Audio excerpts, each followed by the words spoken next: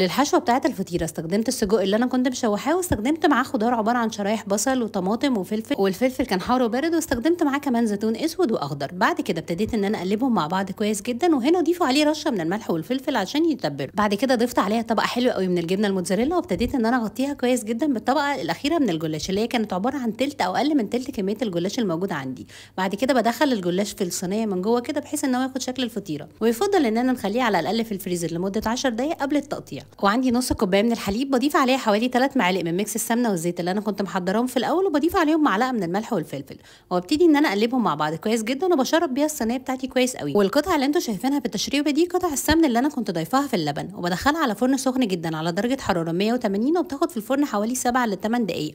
بعد كده بطلعها من الفرن، وشوفوا شكلها، طعمها خطير وشكلها تحفه، بالظبط نفس طعم فطيره السجق اللي بنجيبها من بره. جربوها وقولوا لي ايه رايكم، ولو عجبكم الفيديو ما تنسوش تعملوا لايك وشير.